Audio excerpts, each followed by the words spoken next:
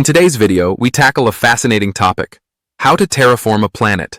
How could we transform uninhabitable worlds into new homes for humanity?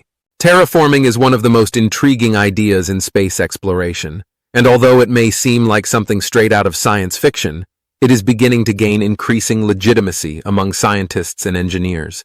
The possibility of transforming distant worlds like Mars or Venus into habitable planets is an idea that excites and inspires hope for the future of our species.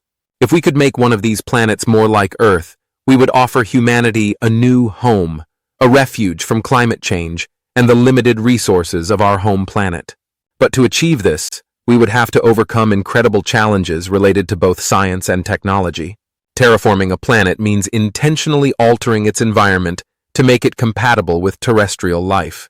This process involves dramatic changes, from creating a breathable atmosphere to regulating temperature, from introducing liquid water to creating a livable ecosystem.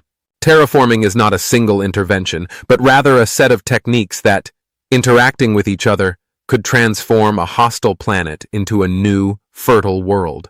The concept, unfortunately, is far from simple. It requires enormous resources, advanced technologies, and timelines that span centuries, if not millennia.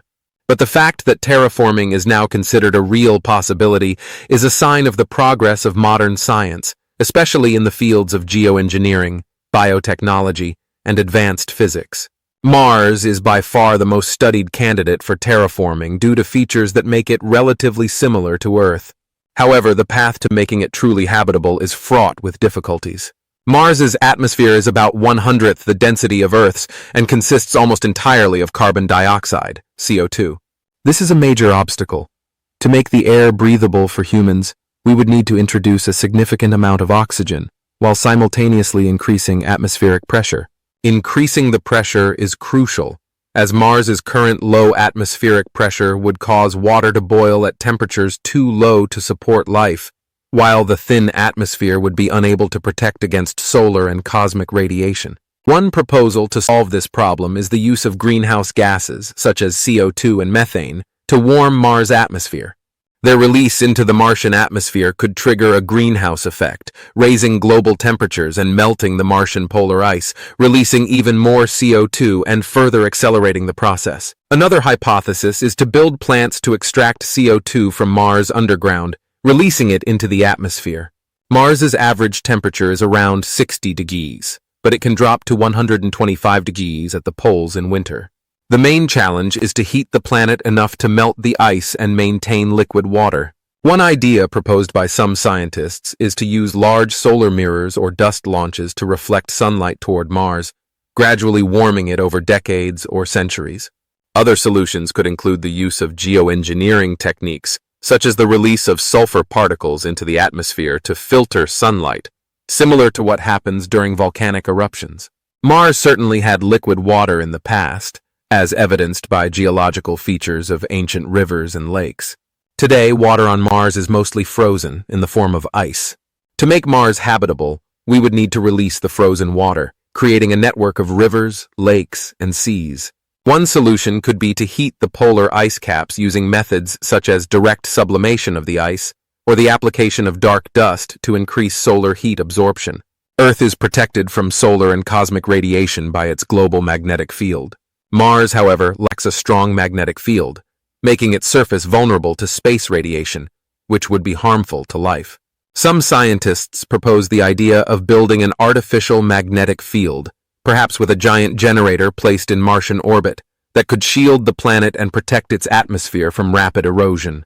Although Mars is the primary candidate for terraforming, some scientists have also considered Venus, though it presents much greater challenges.